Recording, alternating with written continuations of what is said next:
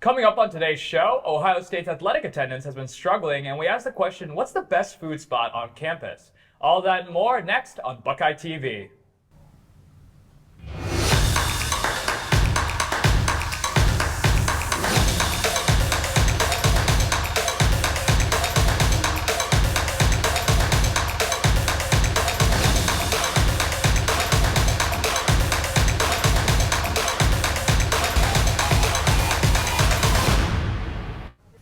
Hello and welcome to Buckeye TV. I'm Hayden Moncada.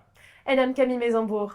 We've got a great show lined up, including a story on a fun and friendly animal club on campus, the best spots to go to, the North Market, and highlights from Ohio State's men's basketball game against Maryland. But first, we'll start by checking in on those New Year's resolutions. We're more than a month away into the new year, and with many fitness resolutions, it's hard to tell who's sticking to them. To find out, reporter Avery Caudill with the story. I'm at the North Recreation Center asking students how they're sticking with their New Year's resolutions a month into the new year. Is the Recreation Center as packed as it was? Is it not? How are students coping? A month into the new year. Let's find out. Students at the North Recreation Center are trying to keep up with their fitness, health, and wellness resolutions a month into the new year. We asked students that frequent the North Recreation Center their opinions on if students are keeping up with these based on crowds and more. Tara Shope has more to say on the subject. What do you think is the hardest part about sticking to the New Year's resolutions of consistency? I guess just like your own self-discipline and your like how much you're willing to like put in the effort, because everyone you have the same 24 hours as everybody else in a day, so like you can't say it's like against the time. You just got to be disciplined to like not scroll on social media or like turn to like other outlets. It's like if you're gonna get the work done, like get the work done, or like don't complain about it. So Joseph and Danny Hall explain what some of their New Year's resolutions were as students that frequent the North Rec. Is there anything with you guys coming that you made New Year's resolutions to start doing here at the rec center compared to last year? Tried to lift more because we used to only use a treadmill, so we're trying to like use more weight. Yeah, we made like a plan for like an exercise schedule. Yeah. Reporting for Buckeye TV, this has been Avery Caudill. With over 1,400 students organizations registered at Ohio State, there is a way for anyone on a campus with a special interest to get involved. One club in particular is sure to perk up the ears of those interested in a veterinary career or just have a love for rabbits. Cody Machens has the story. Thanks, guys. I'm outside the Animal Sciences building here at Ohio State's veterinary campus, where the Buckeye Bunnies Club meets throughout the semester. Founded just last spring, Buckeye Bunny provides opportunities for members to learn about rabbits, rabbit professionals, and careers involving rabbits. We talk a lot about like the rabbit industry. Quite a few of our exec board members and our club members breed rabbits. They did 4-H or other types of like rabbit showing and breeding, and then we've had speakers come in, we do community service, we volunteered at a rabbit rescue here in Columbus. Meetings can range from educational rabbit topics like how to give them proper housing, nutrition, and grooming, to more hands-on activities like games or making crafts. The club was formed by a group of pre-vet students looking to fill the rabbit niche that's often overlooked. Not everyone involved with the club owns a rabbit, but the professional opportunities it opens are worthwhile to many members. I don't personally own a rabbit, but I have friends and stuff that own rabbits. I work at a vet, so we do a lot of rabbit stuff there. So there wasn't interest. Mainly it was kind of just a friend group thing that we did, and also it really does help with our creating like our resume and leadership opportunities to then apply to vet school. Reporting for Buckeye TV, I'm Cody Mackin. With the semester underway, students are facing campus food in replacement of home-cooked meals. Dining halls can be the big controversy, so we're finding out which is the best. Here's Natalie Hunt with the story. Today we're diving into on-campus dining at Ohio State University. We're on a mission to find out what the best and worst foods are, as well as what can be improved to make students' dining experiences better. I think the best food on campus is probably the Union, to be honest. It's just far away from me, but I think, sit down, enjoy the Sloopy pancakes. It's a great time. Yeah. I would say the Scott Dining Hall is the best because they have the most variety, and I'd say the food is the best quality there. I would say Sloopy's, just because I used to work there. The worst food on campus. To be honest, I don't know. I go to Scott a lot, so it probably just gets old, maybe that. But I think it's all pretty yummy. I would say Moral Traditions is the worst by far because it's kind of the opposite of Scott. They don't have a lot of diversity or a lot of variation in food. While most students enjoy the food on campus, there are some things that they think can be improved upon. I think later hours for sure. I think post it's 9 p.m. Everything closed. You want to go, so you go to Curl, close at 10. But maybe you're like late night studying. I need some grub. It's closed. Yeah. I would like to see more organic options at the dining halls because I know they offer like a variety of healthy foods. Like I love how Scott has a salad bar, but I would like to see more labels on foods like vegan, vegetarian, organic, halal. I'd say more options and maybe just like switching out the food more often because a lot of it sits out and it gets drier. If I were to add one food, probably like custom pancakes. I think that custom pancakes, start the morning right, get you up, let you go. I would like to add pho, but real pho, because if you look at the pho that's in Curl Market, it's not real pho. It's not pho broth. It's either like tonkatsu ramen or Thai curry, and there's no like proper protein options. It's not real pho. There are so many different food options here at Ohio State, so whether you're seeking a filling meal or just a snack between classes, remember to explore all the different options here on campus. Reporting for Buckeye TV, I'm Natalie Hunt. Coming up next, what are Ohio State sports fans?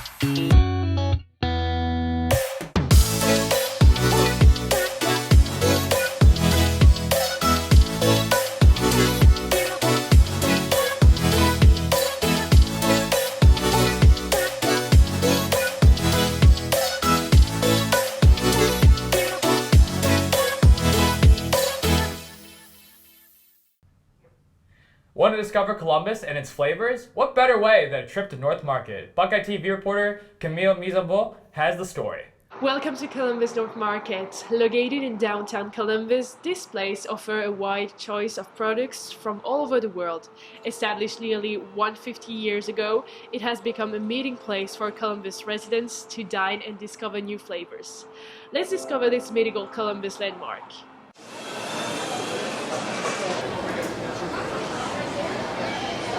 Established in 1876, North Market is a food hall featuring some 35 local vendors. Visitors can discover a wide variety of food. From fruits and vegetables to local dishes and goods, there is something for everyone. We just came to North Market to see like the Valentine's Day market things. We saw like on Instagram that they're having them, so I was really excited to just come and check it out. My family said they have good authentic food that I wanted to try. But North Market's greatest asset is its variety of typical eateries. There's Somali food, my neighbor's Polish, we have Mediterranean, we have Japanese, we have Thai food, Vietnamese food, so it's pretty cool. You can kind of get a taste of Columbus here because there's just so many different cultures in this building. Oyos, for example, offers typical Somali dishes. So what we do here at the North Market, our stall, we specialize in Somali food, African cuisine. So some of our main dishes are rice. We do Somali basmati rice and we do spicy rice. And we have the entrees of goat, chicken. And we also have veggie bowls for people who are vegan or vegetarian. Pastaria, for its part, offers a taste of Italian cuisine with homemade pasta. There's a bunch of different foods to try and a bunch of cool things to check out. A pleasant place for students to discover. Just to see all the different cultures and what they have to offer and get outside your meal plan a little bit. Reporting for Buckeye TV, I am Camille Maisonbourg. A major artist has been rumored to be MIA at his concerts. Maya has the story.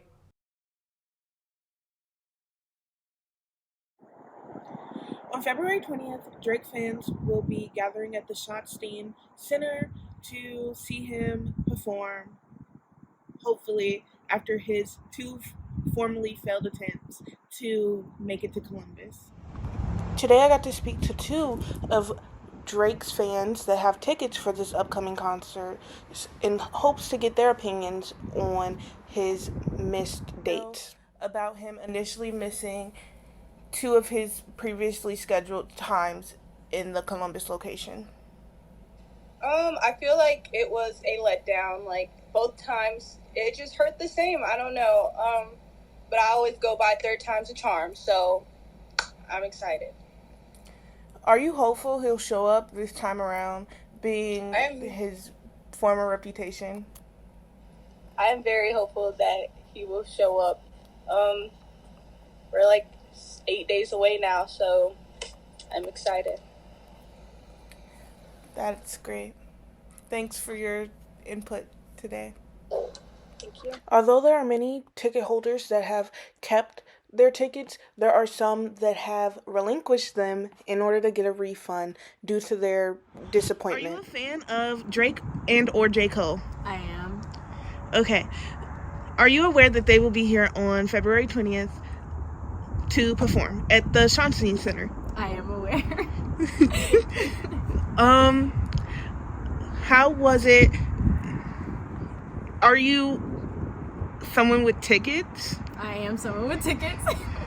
How did you feel about this being his third attempt at appearing in Columbus?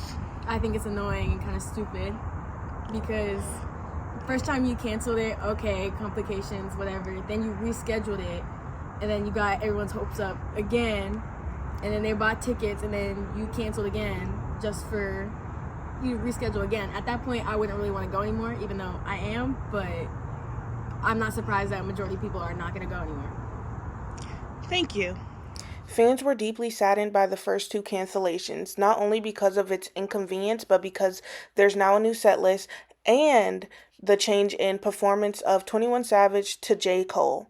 Alongside this, Columbus is not the only location that has been affected by Drake's frequent cancellations, alongside being New Orleans, Denver, Nashville, and others. It seems like fans of Drake have mixed opinions on this topic, but we're all hoping to see Drake on Tuesday next week.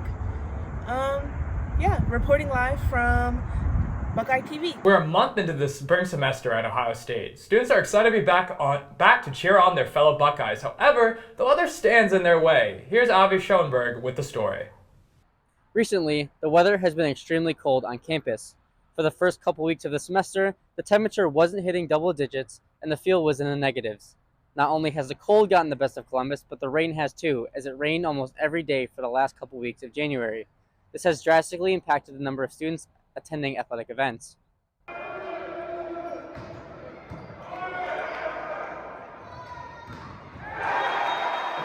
Especially for those underclassmen like freshmen and sophomores who may not have a car to get to games, and the only way that they do get to games is by walking, and some people just aren't ready for that Ohio winter.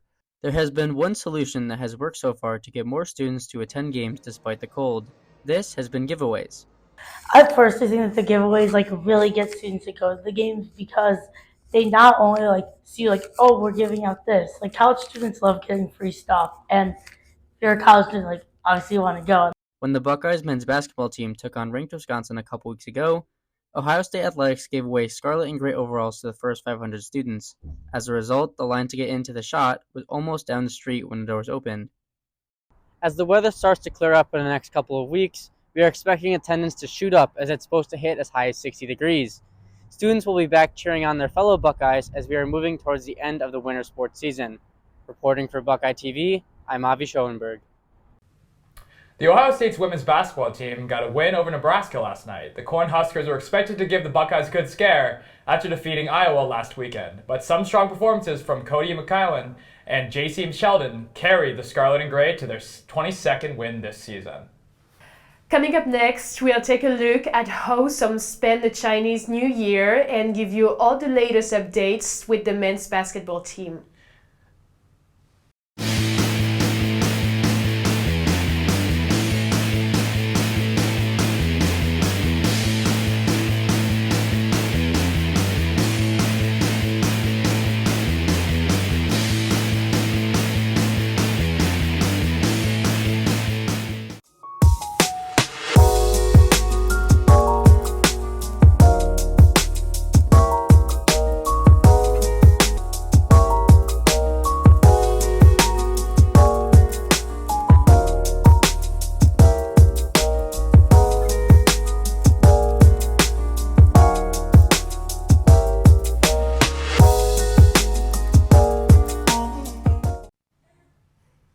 The Ohio State men's basketball team has had a less than ideal season, especially since the start of 2024.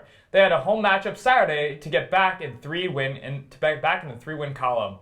Here's Caleb Blake with the story. Thanks, guys. It's been a bit of a struggle for the Buckeyes here recently, but they had a shot to get back in the win column at the shot against the visiting Maryland Terrapins here on Saturday. Ohio State entered the contest on a 5-game losing streak after a heartbreaking loss to Indiana, blowing an 18-point lead earlier in the week.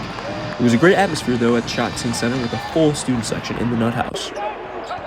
Maryland would win the tip and took an early lead to control much of the first half, but the Buckeyes were able to lean on their guard play to stay in the game, with Dale Bonner getting to a nice pull-up jumper here for 2 of his 5 first-half points, followed by Bruce Thornton getting in on the action himself, coming off the Felix Akpara screen.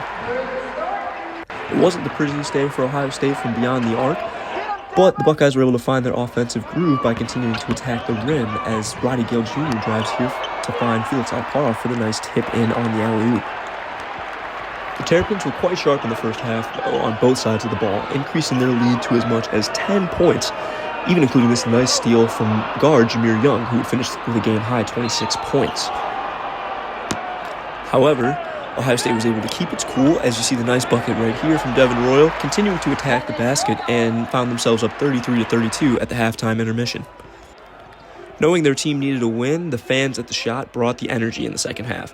Ohio State continued to attack the basket, relying on a few veterans down the stretch to steady the ship, including a couple of huge buckets from Zed Key and Jameson Battle, who slithered his way to the basket here.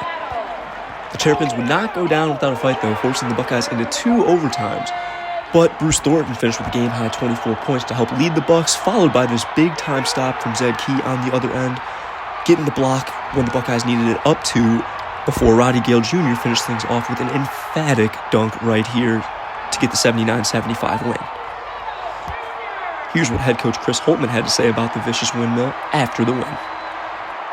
Did the smile come before or after the windmill dunk? What was your reaction? Probably in the middle of it. Yeah, right in the middle of it. Despite the thrilling win, the Buckeyes lost a close one on the road to Wisconsin on Tuesday. Just one day later, the program decided it had seen enough and decided to part ways with coach Chris Holtman, firing him with only 6 games remaining in the regular season. Assistant coach Jake Debler will fill as the interim in his place. Debler is 2-0 when acting as head coach of the Buckeyes, including coaching the Buckeyes to a 40-point win over New Orleans earlier this season. Coming up next, we take a look at the culture and traditions of Chinese New Year.